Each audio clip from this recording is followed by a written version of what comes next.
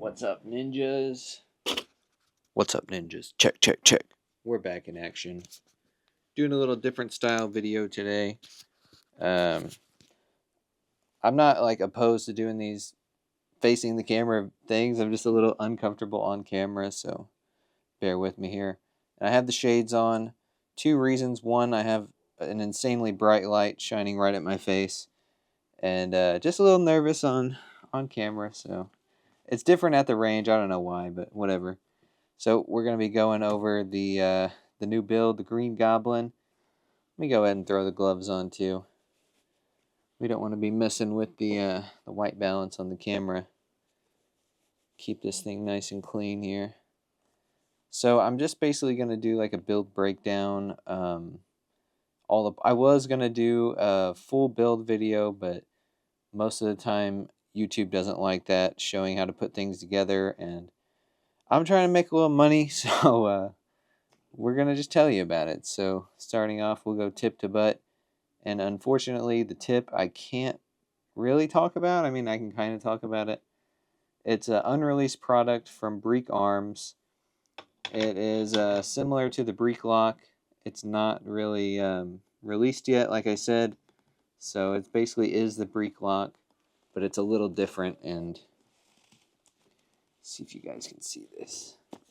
So the Breek-Lok is pretty cool. They did send this out, and I told them I would wait to do a video on it until after SHOT Show, because that's when they're going to be unveiling it, I'm pretty sure. So I'm not going to get into the specifics of the muzzle brake, but it is from Breek Arms, and it's pretty sweet. So I mean, definitely be on the lookout for that. I'm going to go to SHOT Show. We're going to have probably do an interview with a few different companies. I've never been there, so I really don't know how the whole process works, but I'm going to try to do like how you see all the other guys do, where they go and they interview the different companies and show the products. So that's what I want to do.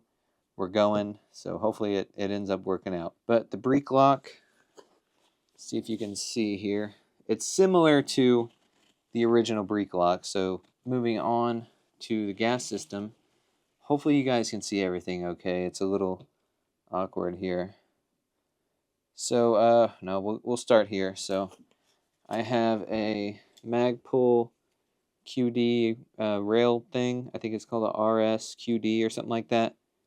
But I don't really like the QDs up here on the handguard. I like it to be a little bit more spaced out. So I went ahead and threw one of those on. For the light, we have the Tacticon Battle Torch V3 with the pressure pad here. This is honestly a really good light for the price. I think I got it for like $100. And right now, if you're watching this, as soon as it uploads or a little bit before, they are having a Black Friday deal, 50% off. This may be on that deal. I know sometimes they don't include everything, but definitely check them out. I mean, it's a good light. It's 1200 lumens. It's really bright. It also comes with the pressure pad, and then you have your momentary, and then your on-off. So pretty cool. It also comes with the regular push button and a couple different mounting options for like an M-lock or two different styles of Picatinny mount. It's a really nice affordable light, and it takes an 18650 battery, comes with the charger, literally comes with everything you need right out of the box, so definitely worth the money on that. Moving on, we have the Magpul. I'm a Magpul fanboy, and surprisingly I didn't get Magpul furniture this time, but we got the Magpul wire control kits. These just keep your wires nice and tucked away. Hopefully you guys can see that.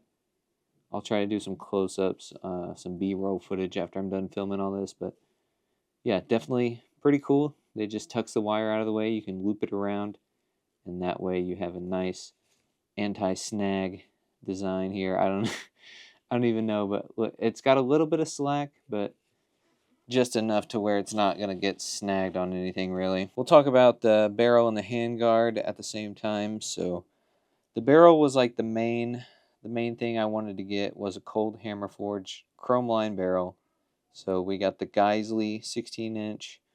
I was going to get the 14.5, but I didn't really want to have to deal with doing a pin and weld, and it's just easier, 16-inch.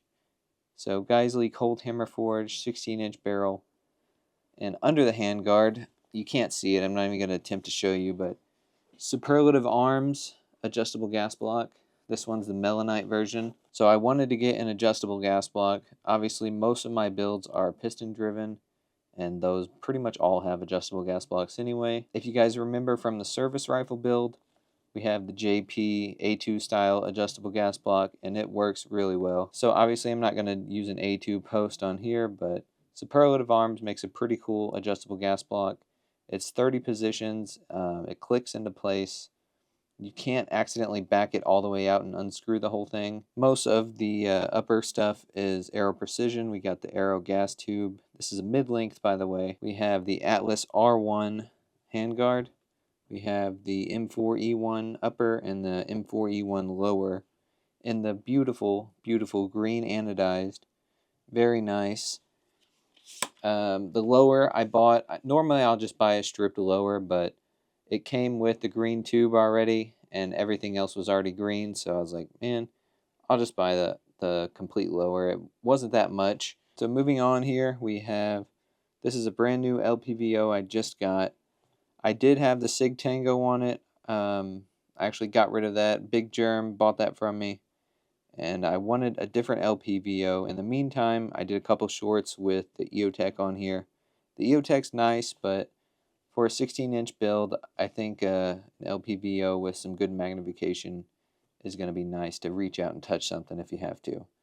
So this is the primary arms, SLX6, 1:6 by 24.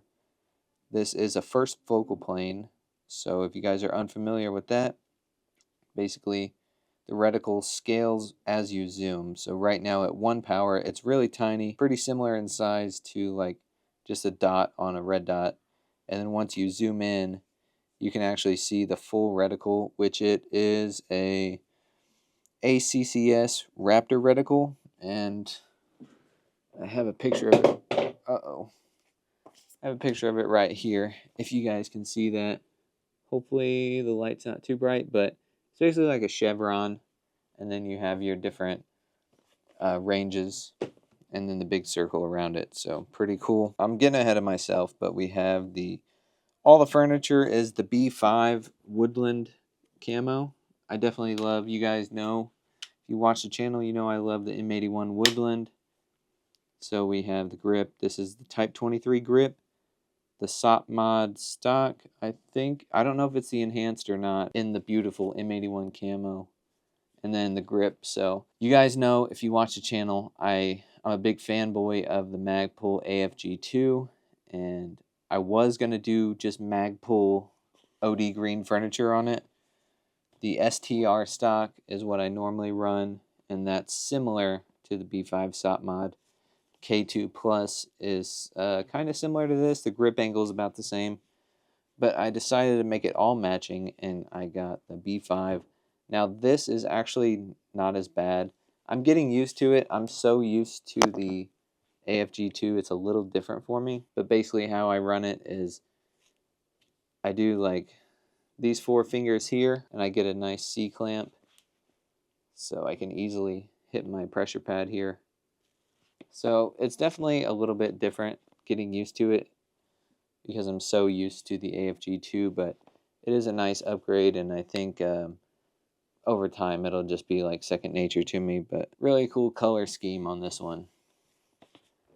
So the LPVO is really nice. I like the first focal plane. I've been getting a lot of first focal plane scopes for my 22s and my hunting rifle and stuff.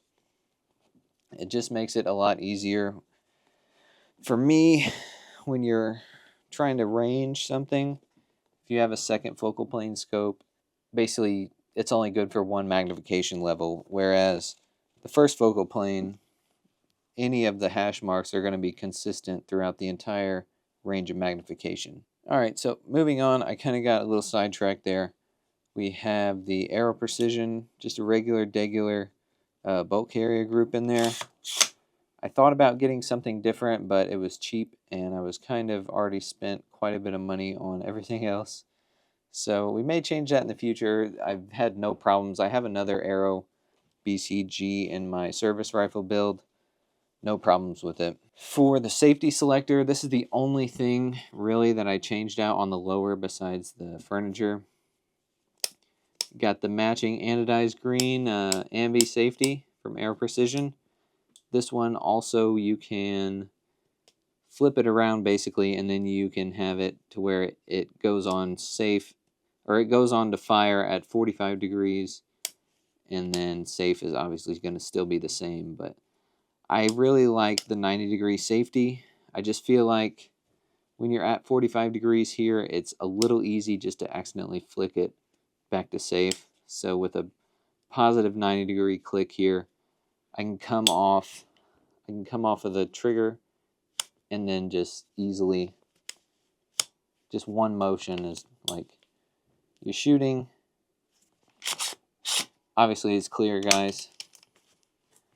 So you're shooting. We'll simulate another round going in, and then you let off, and you just easily flick that one. So I like it. I like the Ambi safety. Definitely a recommendation from me. Ambi safety is really nice. The trigger is still factory mil-spec. I'm going to go ahead and steal the Geisley out of my Jackal and put it in this, and then the Jackal can just... I was going to buy a Rise Armament trigger because I really like those, but I didn't want to spend a lot more money on it. So Geisley, I'm stealing the Geisley out of the Jackal, and we'll put this in the Jackal for now. Later on down the road, I'll get a different trigger for the Jackal. One thing I don't like about the LPVO is the flip top caps. So the ones on the SIG, they go all the way horizontal. These ones just kind of flop around, so might change those out, might just take them off, I don't know. But I don't like how they do that. Anything else I'm forgetting? Yeah, I am forgetting one thing. Another Breek Arms product, if you could believe that. They sent me two things. This one I can talk about. I'm not really contractually obligated not to talk about it, but I told them I wouldn't, so they asked me not to. But the Breek Arms Sledgehammer charging handle. This is a really nice charging handle. They had it in the anodized green, which I thought was perfect. I actually decided to build this after they sent me the green. I already had plans to do a green build. They were talking about the muzzle brake, and they're like, well, we could do a charging handle too. I was like, yeah, I could probably just do a whole new build for the new muzzle brake. So I was like, yeah, send me out that green charging handle, and we'll do a whole green build. So they loved it. I sent them a picture. They definitely loved it. Unfortunately, I'm not going to talk about the muzzle brake for now. It's going to be a secret until SHOT Show. So, yeah.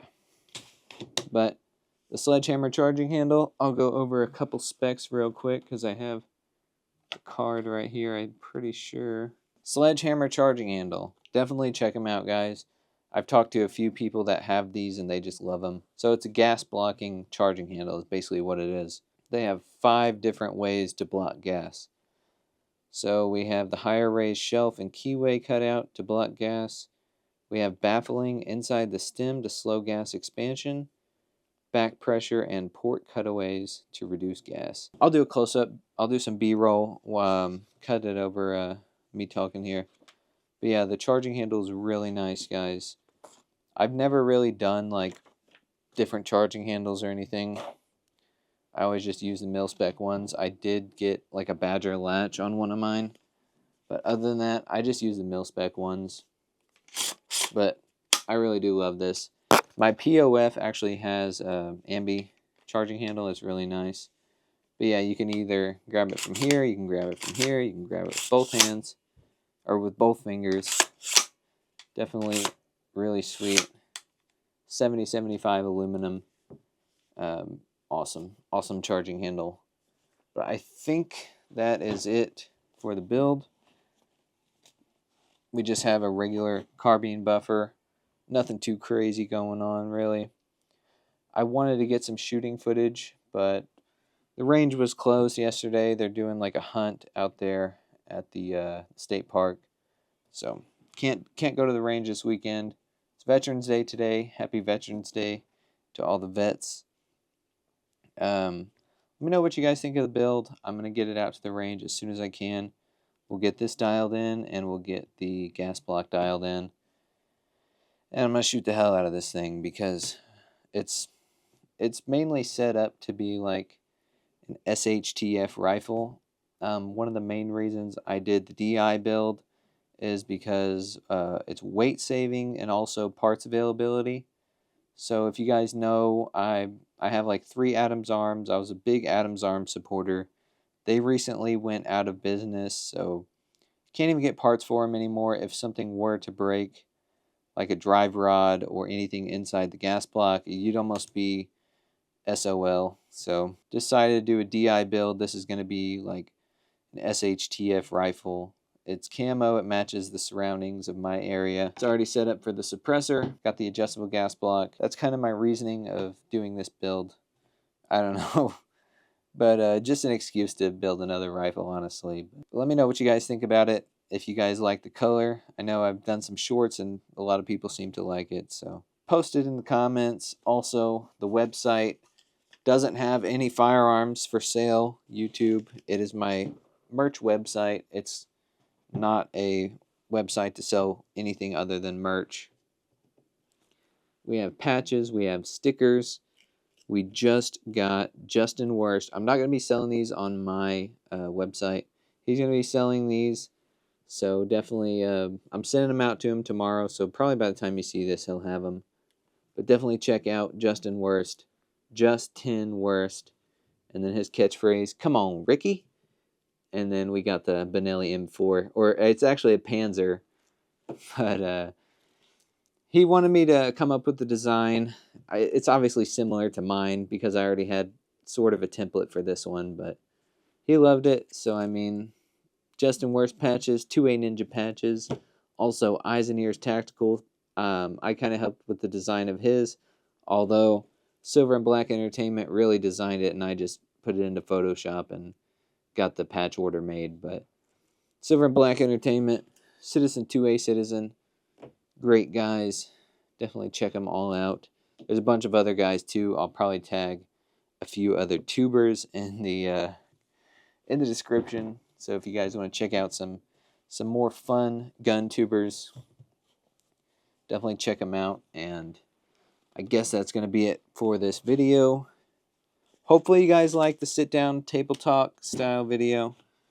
Not really super comfortable with it yet, but I would rather do this than the tabletop trying to do some kind of review like this. So we'll leave it at that. Like the video, comment on the video, subscribe to the channel, and we'll see you guys in the next one.